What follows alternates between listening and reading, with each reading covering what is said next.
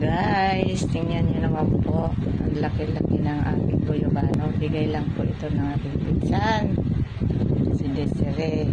Galing po yan ng Sampalocan, Tanay. Thank you so much sa pagbigay ng iyong guyabano. Hinog sa puno na talaga. Oh, ang lambot na.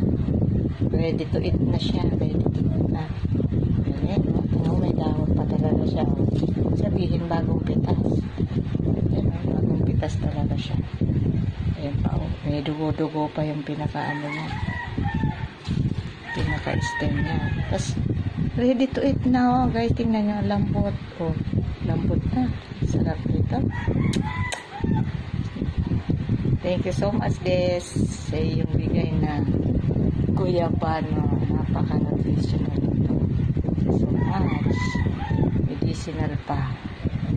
Love, love, love.